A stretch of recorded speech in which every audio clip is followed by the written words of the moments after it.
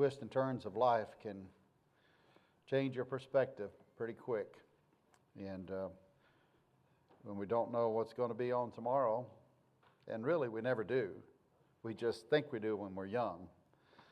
And invincible, Superman, but then we find out, well, not quite so super, and questioning even if you're a man, But that's good, ladies.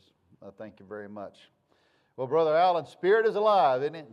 Josh, I appreciate you doing that. Get that out. Everybody's face just starts lighting up. All except Maddie. She thought it was a little bit too loud, so she was doing one of these over here, Maddie. But she's I about knocked her out the other day. She's coming running in church down the hallway, and I opened the door, and that's the fire marshal's fault. Because my plan was to have all those side doors all enter, or just swing inward. And now she come running, of course, and I just opened the door just like I normally do, and just right there at the edge, she almost just hit it dead center. It would have been pretty bad, especially if you hit her little head. But she didn't. Boy, she dodged real quick. She's been dodging those critters out there in the woods, so she dodged real quick, and she saved her soul, and I didn't have to do resuscitation on her at all. But I thought about that fire marshal. Because the reason was they want all the doors in case there's people inside and there's a fire. They don't want a mob pushing against the door and the door not open. They want the door to open to the hallways. Well, yeah, but what about all the concussions you can have? There's the rest of that story. All right, well, let's continue on with our series, Anger, Danger. And, of course, anger is one letter short of danger. The theme verse is, He that is slow to anger is better than the mighty, and he that ruleth his spirit than he that taketh a city. Just think about Joshua. When I think about taking a city, I think about Joshua. That's the first name that comes to my mind. But anger, of course, is an overheating choice, and we make that choice. But by walking in the Spirit, mortifying the flesh, we can have victory over all of this according to God's Word. Now, I don't want to do any review. I want to jump right into some new things. So early in the series, I told you that I'd show you some conflicting counsel, and I would like to give you some evidence of that tonight on this issue. So I've selected the resources from Christian Counseling General Editor Gary Collins, a PhD. I don't know if some of you read some of this material. And they said, don't throw the baby out with the bathwater. These are good people, okay? Especially, I know Tim LaHaye, fine man. His wife, Beverly, good people. She wrote an excellent book on prayer. So don't throw the baby out with the bathwater simply because I'm pointing out that that's something they just missed. We all miss something, okay? We all can do that. But, of course, he's the general editor, particular counseling for anger by Mark Cosgrove, both PhDs. And in his work, his book, he talks about the components of anger that are emotional, cognitive, and behavioral responses, of course. And he says they are intertwined, sort of like the rings of Saturn, they're intertwined. All scientists thought they'll all be straight because with millions of years and going faster and faster, they would all straighten out, right? No, they're intertwined. They're doing this. Not such a long time span after all. That's about the case. There's many growing elements of the case of a young earth, if you follow that. But he talks about this having been intertwined with one another, and certainly that's true. Years ago they come out with 2 personalities and then 4 personalities. All they're doing is splitting them, 4 personalities and 8 personalities and 16, and I don't know what they're up to now. But basically it's all just jumbled up in there. There are some generalities that you can see, but it's all going to be intertwined. But in this book, this PhD quotes psychologist Richard Walters, which divides anger into 3 types based on difference. Cognitive behavioral components, and saying, rage and resentment are destructive expressions of anger, while indignation is a constructive, loving expression. Now you notice how he grabs that word because, of course, that's the word everybody wants to say. Well, there is such a thing as righteous indignation, so expect to find that word. I don't even have to read the book, and I can tell you what they're going to write. Okay. Indignation is a constructive, loving expression. Both rage and resentment seek to destroy people and are guided by selfishness. Indignation, on the other hand, seeks justice and usually defends some other person.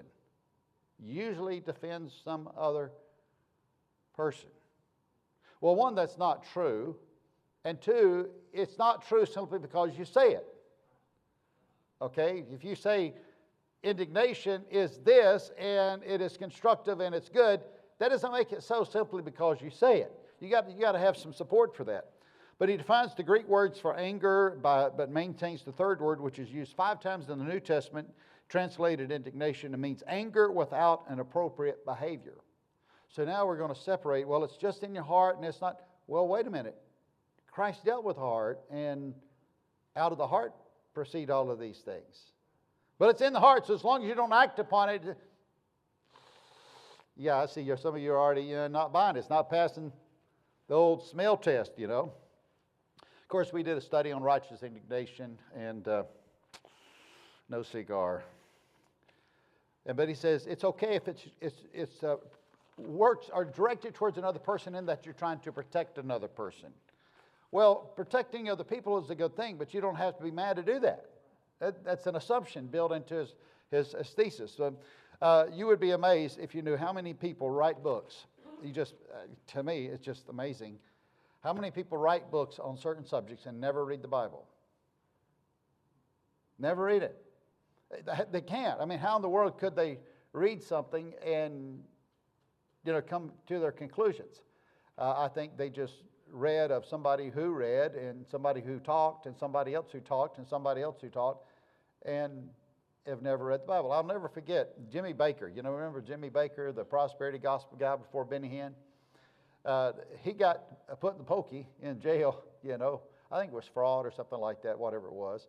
And I was up before Mr. Elon. But he got put in jail, and he says, I finally read the Bible, and I found out God didn't have a whole lot of good things to say about money. You finally read the Bible. You've been shepherding and guiding thousands upon thousands of people and making millions and millions and millions of dollars in the doing of it, and you never even read the book. Amazing. Well, don't be surprised if even that Bible study can run a lot of books and a lot of sermons. So just say it, and it's okay. Under the heading is anger sin. He writes, it should be clear by now that anger is not wrong when it is defined as an arousal feeling people experience in the presence of threatening or frustrating events. I'll give that one to you again. It should be clear, really, by now that anger is not wrong when it is defined as an arousal feeling, just an internal feeling, experienced in the presence of threatening or frustrating events. Just totally redefine anger. Therefore, it is a simple expression of anger for the improper motive that turns anger into sin. So anger is not sin. Well, why does God say do away with it? That it's a work of the flesh. If it's a work of the flesh, it's sin. Okay, this isn't that complicated. He goes on to use Old Testament examples of whose anger? God's anger. You can write it before they ever get there. And of course, Jesus getting angry in the temple. Did I say that? And with the money changers and then presents passages, he says from the Apostle Paul as justification for anger when there is no allusion to anger in the text that he uses in that. So, in other words, just because they say Paul did this, and then they go on and try to flush all that out to justify their position, what they presented in their books. And it's all well written. Don't get me wrong. I mean, a lot of these things are very well written. You say, man, that really sounds good. Yeah, it does sound good, but it's just wrong. Sorry, it's just wrong. But let me give you two of these passages pertaining to Paul. First is Acts chapter 26. Here, Paul is rehearsing his salvation and experience before and after salvation to King Agrippa. In other words, he's giving him his testimony. Well, before I got saved and after I got saved, it's kind of one of those contexts of his delivery here to the king. So he's making a case. He's pleading his case. And he says, beginning in verse 1, Acts 26, verse 1, Then Agrippa said unto Paul, Thou art permitted to speak for thyself. Then Paul stretched forth the hand and answered for himself. I think me happy, King Agrippa, because I shall answer for myself this day before thee, touching all the things whereof I am accused of the Jews. So I'm defending myself, especially because I know thee to be an expert in all customs and questions which are among the Jews. Wherefore, I beseech thee to hear me patiently. Now, that's the introduction. My manner of life from, what's the next word? Youth. Long time before he was saved, right? My manner of life from my youth, which was at the first among mine own nation at Jerusalem. So when he was a Pharisee, know all the Jews which knew me from the beginning, if they would testify. In other words, they wouldn't now because I'm on the other team, right? Which knew me from the beginning, if they would testify that after the most strictest sect of our religion, I lived a Pharisee. And now I stand and am judged for the hope of the promise made of God unto our fathers, unto which promise our 12 tribes, instantly serving God day and night, hope to come. For which hope's sake, King Agrippa, I am accused of the Jews. Why should it be thought a thing incredible with you that God should raise the dead? I verily thought with myself that I ought to do many things contrary to the name of Jesus of Nazareth, which thing I also did in Jerusalem, and many of the saints did I shut up in prison. Now he's referring to the time before he was saved, when I shut them up in prison, having received authority from the chief priest, that's the religious authorities, and when they were put to death, I gave my voice against them. I testified against them. I wasn't friends to Christians at that time. I was their enemy. And I punished them oft in every synagogue and compelled them to blaspheme. And being exceedingly mad against them, I persecuted them even unto strange cities. I ran them out of town to places they would not want to go. Was Paul referring to being exceedingly mad at someone before or after his salvation? Clearly before. Before he's mad at the Christians, before he's running them out of town and doing all kinds of atrocities to the Christians. Now, by the way, today in America, the people who are really mad these days are not the Christians. Seems like that everybody else is mad at the Christians, especially Christians who support the Jews. Well, are there any passages which deal with the Apostle Paul and anger after salvation according to this man? Yes. Take the Bible, go to Acts chapter 23. Acts 23, let's begin in Acts 23, verse 1. And Paul, earnestly beholding the council, said, Men and brethren, I have lived in all good conscience before God unto this day.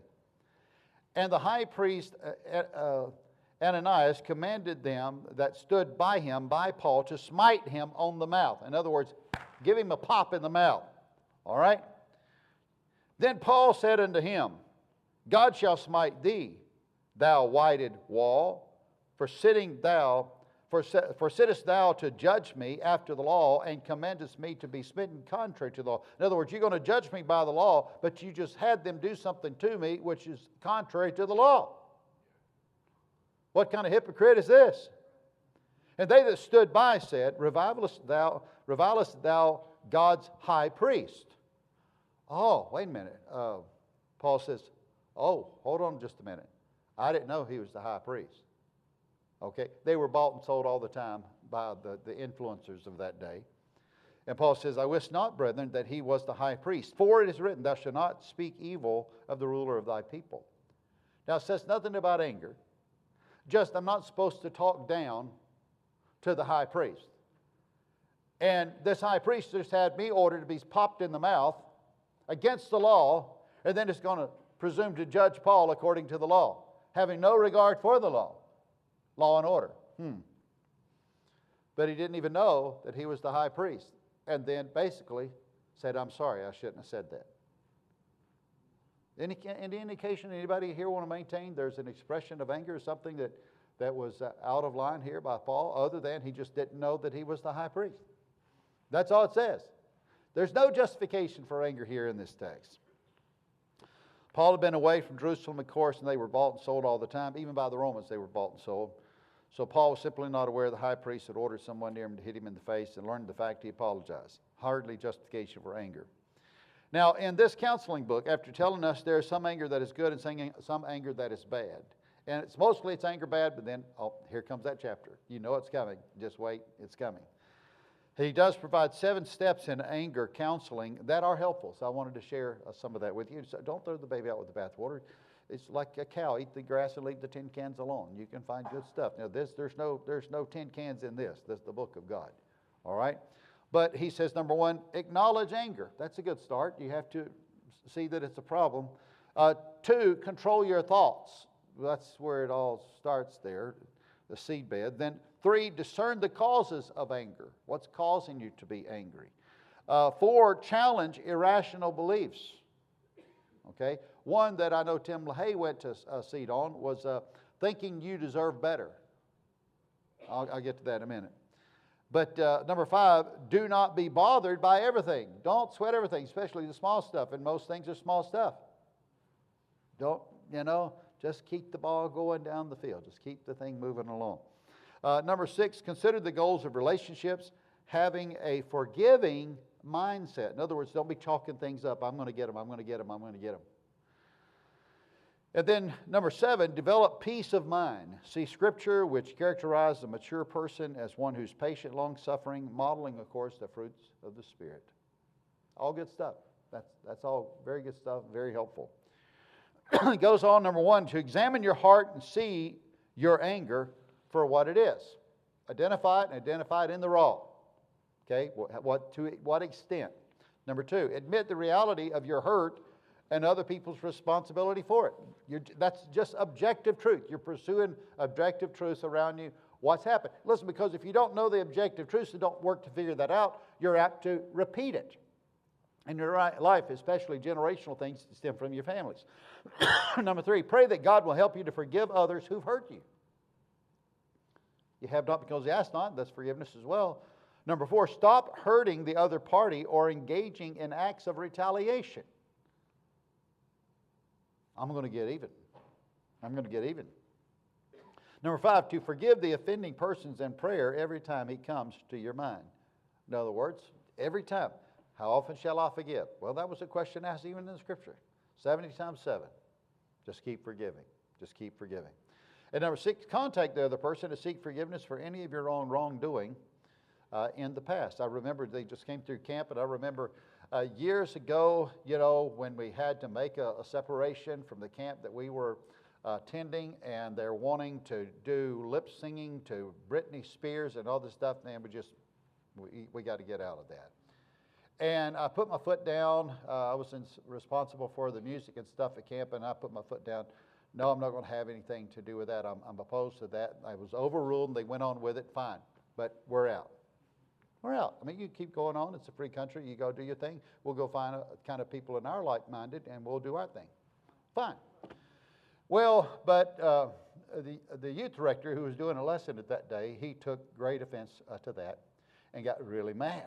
Got really mad about it.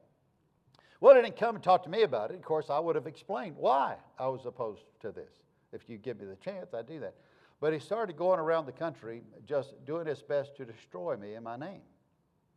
Well, just anybody he could talk to about it. Yeah, old brother Foster, blah, blah, blah, blah, blah, blah, blah, blah. Boy, just going after it. Well, years passed. And one day he shows up on our front porch down at the old building there in Garland. And I said, hey, brother, how are you doing? He says, well, I've been okay, but I need to do something. And could you listen to me for a little bit? I need to talk to you. And he says, I have wronged you. I have really wronged you to a lot of people. And I've talked ugly about you to a lot of people. And I was wrong to do that. And I want you to forgive me. And I said, one, I didn't know you were doing that. Really, certainly not to the extent. I heard some scuttlebutt, but you don't believe the vast majority of scuttlebutt. I didn't believe that. But maybe, maybe. But find out that was true. But he said, I have to have your forgiveness. So it's weighing on him. Not weighing on me, it's weighing on him. And I've got to have your forgiveness to move on in my life. I've just got to have your forgiveness. And I said, well, you have it. And we had prayer, and he went on his way, and I haven't seen him since. But he harbored that. He harbored that stuff in his life. Forgiveness, forgiveness, forgiveness, forgiveness. What a blessed thing that is. Now, Tim LaHaye also gives some practical information in his book, and one of those is what he calls the cranky code. They're pretty catchy, Well, he was a former Baptist pastor, He's the one that said, a cup of coffee. What was a cup of coffee? A cup of coffee.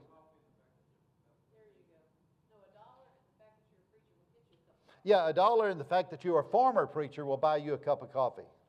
So he was speaking to us, preachers, younger preachers. He's already out and writing books and all this other stuff. The Left Behind series was going on, at that time. And he says, guys, he said, enjoy the pastoral ministry. There's nothing like it in the world. So I want you to know, Tim LaHaye was formerly a Southern Baptist pastor, okay, a Baptist man. And he says, here's the cranky code he puts forward. I like that. Anything that helps you to remember things, that's good. I am entitled to what I want when I want it. You're guilty of the cranky code. I am entitled to what I want and when I want it. Now, how many of you, we have a lot of people who've achieved a lot of things right here in this room.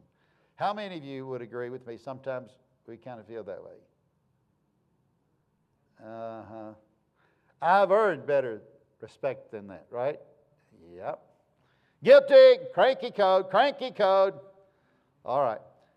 Number 2, my time is important, and I should not have to be inconvenienced by others. Ooh, got me right there, I should not have to be inconvenienced by others. That's what I felt like as a jurist. I've talked to you about that before, sitting on a jury. You're wasting my time, you're never going to have me in there anyway.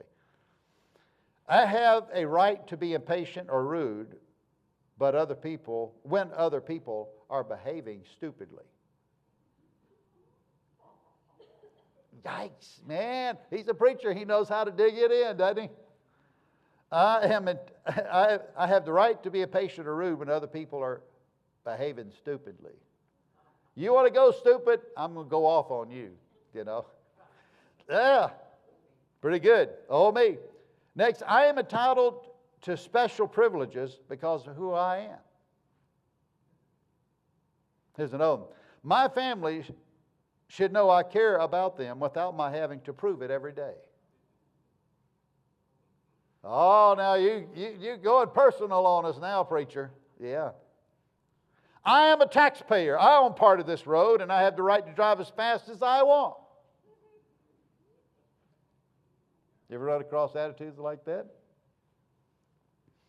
I not only have the right to pursue happiness, I deserve to be happy, and I'll do whatever it takes to achieve it. Well, that's just raw pride. That's all that is. I am entitled to cheat a little bit in order to get ahead. If I don't take advantage, someone else will, and then they will have one step ahead of me. Now, I want to spend the rest of my time here on a thought of the high cost of anger. High cost. One is the Bible tells us redeeming the time because the days are evil. We say time is precious. And anything that is a great waste of time is a waste. It's a waste. So number 1, a waste of time. Time of others to deal with angry people around us and angry people problems. If you have to live with somebody who has an anger problem, you're going to spend a lot of time trying to help dig out of holes that they have caused. And that's time you'll never get back. That's time you will absolutely lose. And frankly, they lose. They lose. So time is wasted. I'm reminded again about report cards. One of the things, for several years running, I think they were just talking to one another, these teachers, on those progress reports. They called them progress reports, but sometimes mine didn't show much progress. And I was a boy, and as a boy, I would rather go out and climb a tree or play in the mud or play ball or play kick the can. It's kind of like kicking a can with hide and seek thrown in. I'd just rather just do just about anything, even pick vine-ripe tomatoes and throw them at your brothers, than go to school and do schoolwork, bookwork. And so I would get these progress reports, and they would say, needs to spend time more wisely. Needs to spend time more wisely. I hope I have improved. A man of great wrath shall suffer punishment, but if thou deliver him, yet thou must do it again. So what's going to happen? They are now entrenched in anger, and you're going to have to rescue, rescue, rescue, rescue, rescue. Now think about this. You're smart people. Think about this. Think about the times you've spent rescuing anger situations. Forget about the parties. Just think about the anger situations. And how often you have to go back and do it again and again and again and again and again. Now think about the hours, now days, perhaps months over a lifetime that are lost because of that. Do the math, you engineers. Figure it out. A lot. A lot. Because these circumstances, when they happen, these blow-ups happen, they capture you. They capture everybody in the house, even the children. They capture everybody. Now, everybody's caught up in it, and everybody, even if it's between the husband and the wife, the kids are going to have to be brought in because the person who's trying to rescue the angry person has to then explain to the kids so hopefully they don't get bitten by this anger bug. We're not talking about, okay, a little nip in the bud and it's gone. No, it doesn't work that way. Good parents, good mamas and daddies will say, no, honey, sweetheart, all of us are imperfect, and we start our speech. And how many times do we have to give that speech? We're talking about a lot of time. That's time you will never get back. So much more good could be accomplished with that same amount of time. These people are addicted to anger, and they addict other people to their anger as far as the timeline, the time investment will have to take place. Because it has to take place. You can't go on until that's dealt with. You can't go on. It's disrupted everything in the house. And now you have to spend all that time to resolve that. It's like a drunk. He gets drunk. He hurts others. When he comes around, he'll seek the alcohol again. And you just start the whole process over and over again. He's on a merry-go-round. Enough to make anybody dizzy. But he just keeps doing it. She keeps doing it. It be his or hers. It doesn't matter, or both. So people who are around angry people are often, constantly, it seems to them, on a rescue mission to try to dig out the offending party that's guilty of anger. I'm always doing this. I'm always picking up after you, clean up on aisle 6. That's what they do. They sometimes will feel like, this is all that I do. This is all that I do.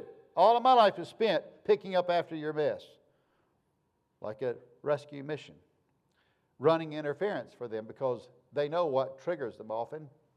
And they try to keep that from happening, especially around people who pay them, provide a living.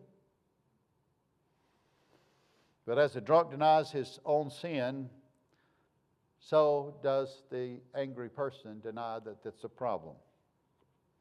They say with flared nostrils, I am not mad, I am not mad, I am not mad. You've already gone mad.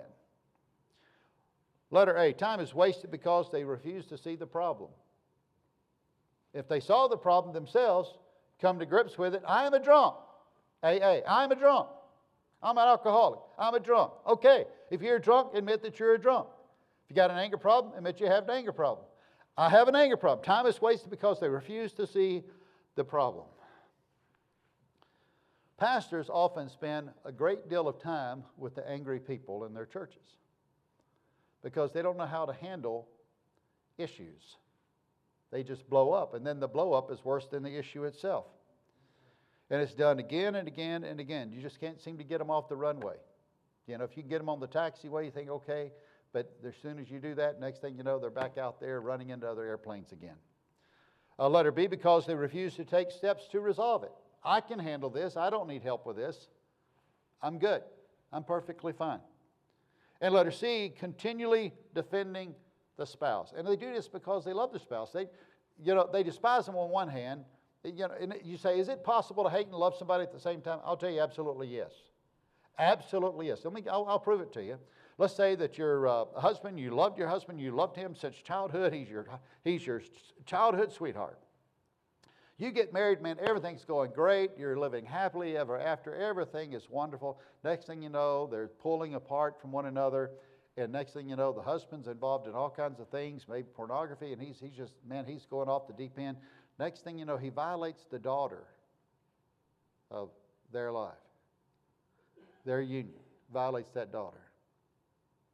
Now, that's going to come out, and that's going to create some big, big, big problems, right? And that wife will have feelings of anger, hate towards that spouse. Now, if you think they won't, they're not going to be that human, you're mistaken. You're just mistaken. They will be human. We are human. Even the Lord knows that we are dust. All right? So they'll have hate in their heart towards the violator of their own flesh and blood. At the same time, they'll say, I'm torn because preacher, I still love them. You say, oh, that doesn't happen. It has happened. It's happened right here. I know firsthand all about it. It's very possible. So what happens is the parties who are the rescue operators, tending to the angry people, they're constantly defending the spouse and making excuses for them. Constantly doing that because they know it's a problem. They live with it more than anybody else lives with it. They'll say things like, he's a good man. He's a good man. He's not always like this. He's been under a lot of stress lately. His mom and dad were really not nice to him when he was young. Always running interference. Trying to cut off what we call consequences for our behavior. Come on. Honey, Daddy didn't mean that. Well, why did Daddy do it then? Mama really loves you, sweetheart. Mama really loves you. She didn't mean to hit you like that. Oh, really? Continually blowing up like a madman at a football game. The refs try to ignore them if possible. The cost of losing the game is not worth the high cost of anger. The same delivered word is used, by the way, with David when he was a young man in 1 Samuel 17. David said unto Saul, thy servant kept his father's sheep. There came a lion and a bear and took a lamb out of the flock. And I went out and smote him and delivered it out of his mouth. So these loved ones are trying to deliver the innocent from the ravages of the one who is angry. So he caught him by the beard and smote him and all that. So he delivered the lamb out of the lion's mouth. The angry man is likened to the lion's mouth. Those who love these are continually rescuing the angry person from the lion's mouth, from total destruction. Total destruction. They know. It's handwriting's on the wall. You've been weighed in the balances and found wanting. And this happens again and again. It did with Israel's first king. Think about King Saul. Again and again and again. Angry people often are blessed and benefited by their rescuers who make them appear far greater than they actually are. Because they're covering for them. All right? Love covereth the multitude of sins. They're covering for them. Make them look better than they actually are. Hide their sin. Keep it away from everybody else. But it's still brewing at the home front. And sooner or later, the lid's going to fly off. It's going to blow off. So the angry person thinks there's no real consequence to their anger. Why? Because they've been protected from the consequence of anger. Instead of coming into a spiritual confrontation of the problem, a serious problem. How much better it would be to spend time on quality pursuits. Eventually, that rescuer, now listen to me, eventually that rescuer, right or wrong or indifferent, all right, I'll say it that way, right or wrong, indifferent, I've had enough.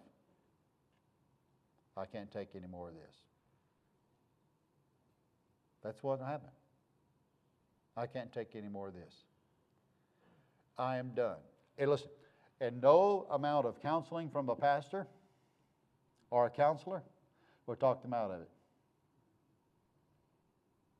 They're humans, and they can't take any more. We all have our line that I can't do this anymore. All do. And if you think, well, bless God, I can't, you've never been pushed against that line. I'm just telling you, I love you, but you've never been pushed against that line. I've had enough. Then somebody's going to start filing for divorce. And you can't talk them out of it. You might as well howl at the moon like a Chihuahua dog. You're not going to talk them out of it. They've had enough. They've been rescuing these situations for most of their life. and they're done. They are really, really done. So they think there's no consequences, but there are consequences. It's building. It's building. Sometimes it'll build, listen, sometimes it builds for 30 to 40 years. I've had people in my office working with husbands and wives whose issues that we're discussing are well over 30 years in the past. You say, that's silly. Well, you may think it's silly, but it's very raw to them, and it's like it happened yesterday. 30 years in the rearview mirror. Yeah, we're human. We listen, we better admit it, we're human. We are not Superman. Balaam, think about that. Why'd you hit your donkey? Why'd you hit your wife? Why did you provoke your husband to hit you? It goes both ways. Somebody said, my husband hit me. I said, well, what was going on? What led up to this?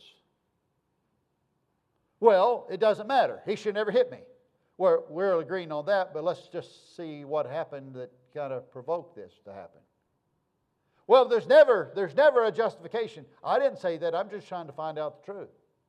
So you got in his face and you're cussing and you're screaming at him and you're daring him to hit you and you shove him. But I didn't hit him. Then he pops you in the mouth. I told you to shut up, and I mean it. Well, that's the rest of that story, see. We're not talking about a wife beater when all that comes to light. We're talking about something that was highly provoked, and they're playing a game where they can turn around, file assault charges against their husband, file, protective restraining order, and as God is my witness, sell everything in that man's house, including the toilets, out of his own house. All during that 3-day period. That's a lot of anger. And it happens. I'm telling you, it happens. It's happened right here. Well, not here, but down at the old place. So, you don't know who it is. Why did you do this? People who break bones of their loved ones do not wake up one day and say, I think I'll wake up today and hurt my family. It's been building for a while. Nobody's dealing with it, but they've been angry for a long time. Once anger opens for expression, it cannot be stopped. It's like a deluge. It's like the dam is broken and the water is going to come out. You just don't have enough fingers to plug the holes. It's coming. Best thing you can do is get away into a safe place and call other better responsible people who can help you with the incident. But the water is going downstream and there's nothing you can do about it. You say, well, if I had a big tractor, water will bury a tractor. It'll bury a tractor. It will be a deluge. When this finally hits the fan like this, it'll be such a deluge. It will absolutely just swarm everything and anyone in it. Anything in its path is going downstream with it. Guarantee you, you're going downstream with it. Number 2, anger costs people a testimony of a good name. And that's one of the reasons why the rescuers are working so hard. They want to protect the name because they share in that name, in the family name. It's a part of their family. It's their family name. Proverbs 22:1 says, a good name is better to be chosen than great riches and loving favor rather than silver and gold. Good name. Proverbs 14:17, he that is soon angry dealeth foolishly, and a man of wicked devices is hated. It's foolish. The way they go about things, fix things is foolish. He purchases one appliance, goes home, it does not go into the hole. Didn't measure that just right. So he takes the hammer out and busts it all to pieces, drives back to the store and buys another one. That's happened too. One wrote, frustration is like jet rocket fuel for an angry spirit. Frustration. Saul was an angry man, tried to kill David, only later to give his daughter to him in marriage. Think about Jonah and his gourd. King Herod was an angry man, abounded in transgressions. One says you can't get rid of a bad temper by losing it. Pretty good. So it's discouraging to follow an angry authority figure, especially because it's so contagious, because they've lifted up to be an example. And it's a horrible example, especially in the house of God. Horrible example. Their spirit provokes other people to anger. Wherefore, my beloved brethren, let every man be swift to hear, slow to speak, slow to wrath. For the wrath of man worketh not the righteousness of God. James 1:19. Anger will cost you your treasure. How many angry people have lost their jobs because of an anger outburst? Listen, okay, go to the office. I'll be there in a little bit. What's going to happen? Well, before, when they could have the freedom to fire people for deserving to be fired, they'd walk back and say, hey, listen, we can't have that type of behavior here. Now, think about social media today. How many bad reviews you're going to get out of that deal? You're destroying the company. You're not worth what you're costing us. I can't afford to carry you anymore. I helped you before and we talked about it. You said you talked to your preacher. Listen, I'm sorry, but today's your last day. Well, you mean I can finish out? No, I didn't really mean it that way. I meant you're done. Pack your stuff up right now, and I'll have the assistant manager walk you out to your car. I wish you didn't come to this, but there it is. Lost your job because of anger. Anger. Mark Twain says, anger is an acid that can do more harm to the vessel in which it is stored than to anything that it is poured. Angry men deal foolishly, and they destroy their own treasures. They destroy their own treasures. Many people have asked, Brother Daniel, they were talking about, I gave you kind of background stuff today. I mean, hey, I didn't start out with a suit like this. My first suit, I think I paid $13 from it at the Salvation Army. You're not looking at somebody come up with a silver spoon in his mouth. My mom and daddy were not rich. They were not even really solid middle class. When we moved to that place over in Rowlett, that's when I told you about Brother Wynn Navert, doing such kindness. And Dory's gone. She's cleaning up the old rent house, and we're moving into there. And no, there's the other house. We had bought one. It was a HUD home. That was a good deal. Made a good deal on that. Sold it for a good price too. All of them did make good deals on. And then we were over there, and she's back at the other place cleaning up. And I walk into that bathroom. That bathroom's so big. Not as big as some of y'all's, but it was big, bigger than anything I ever expected in my life. And had a big garden tub in there. Man, the thing was huge. And I'm thinking, man, bath time is going to be reduced in time. Talking about saving time, using time more wisely. Throw all 4 of the kids in there, throw little bubbles in there, get your paddle, and just stir them around. Man, it worked real good. Matter of fact, they got their own motors. After a while, they just get enough soap in there, it gets slippery, and they just start going around all by themselves. All right, stand up. You're done. That's quick. I knelt there in front of that bathtub. I thank God. I had a praise God fit. I never dreamed I would ever live in a place like that. Ever. My whole life. My whole life. Amazing. Amazing. The point of the matter is, in wealth and doing better, is, I've told you this before, not having to start over. You know how much time and money you lose in having to start over again and again and again? Go into Hawk, you owe $15,000, sometimes $30,000 on credit cards, paying 18% interest. You know how long it will take you to dig out of that hole? That's a lot of time lost. A lot of money, a lot of treasure that's lost. How many people have lost opportunities of leadership, even leadership in the church, in the Lord's house, or promotion because of anger outbursts? And people in management say, I like them. I really like them. I'd like to see them promoted, but our company just can't afford to take the risk like that. And when upper management comes to you, now what do you think about this? You'd say, well, I wish I could, but I can't. That anger just cost you a big boost in your payday. But you don't see it, but it still happened. It still happened. And how many people, because of their anger, loses great treasure? Then a loss of friendship because of anger. Relationships, marriage, children estranged, friendships are ruined, partnerships in business are crushed, church relationships.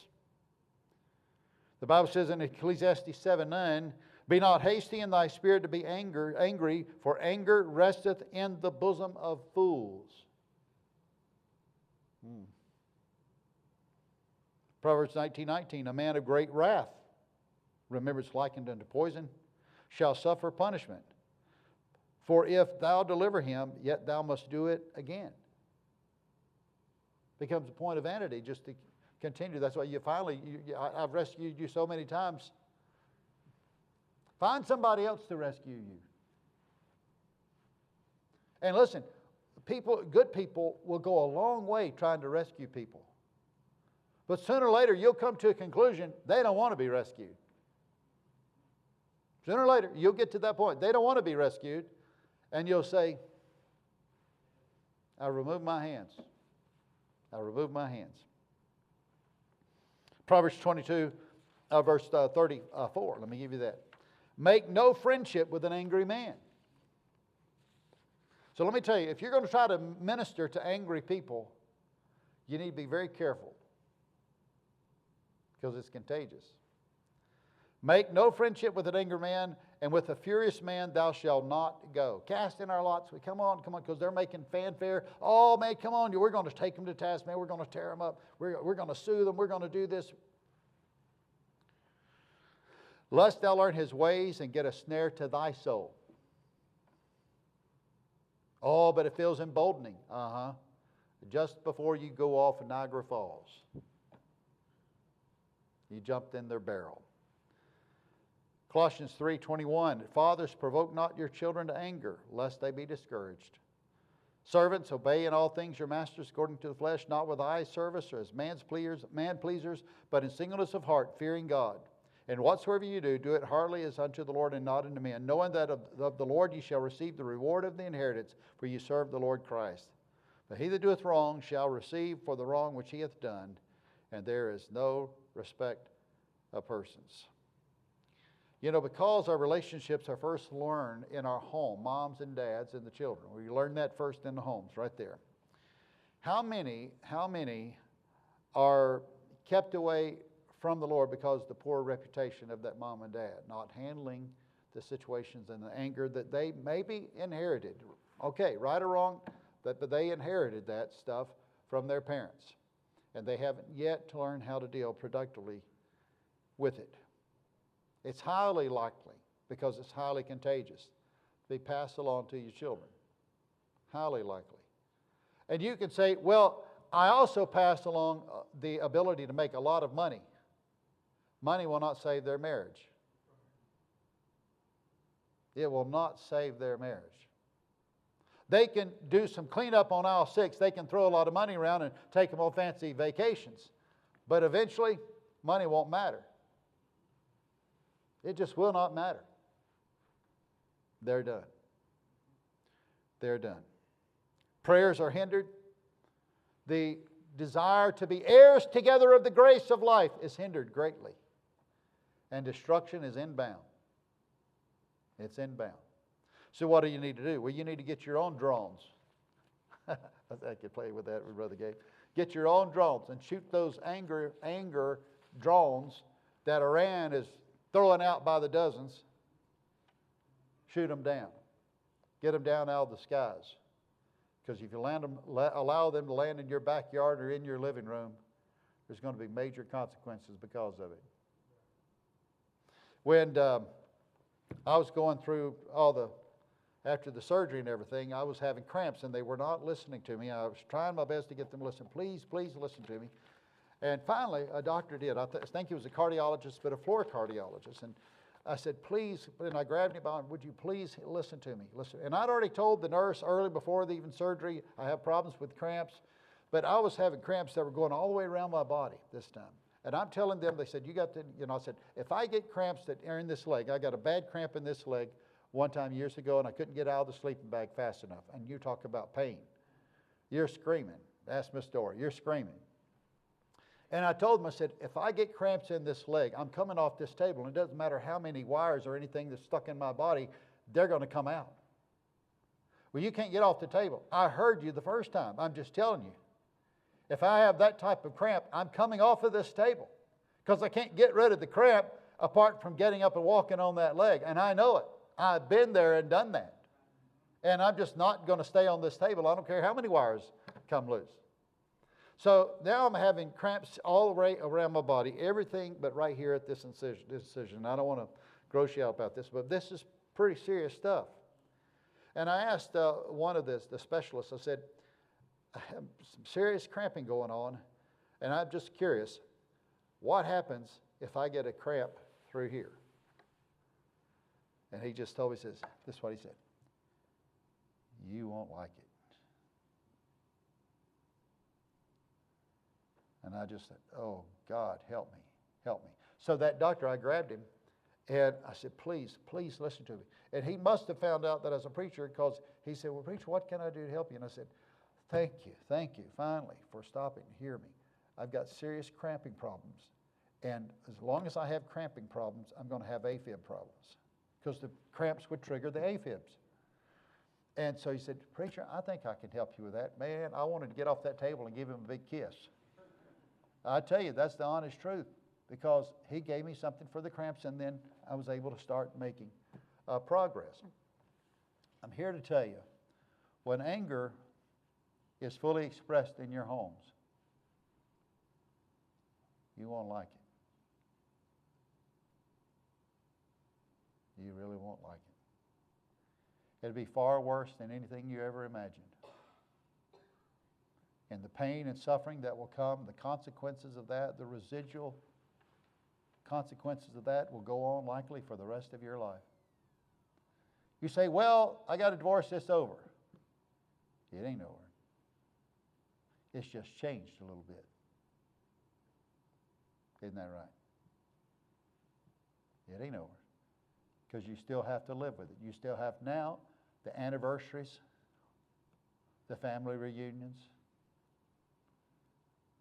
Life has its tentacles. It's all connected. The knee bone's connected to them. It's all connected. So, beloved, take heed, lest we fall. God bless us all. We need it. Let's stand.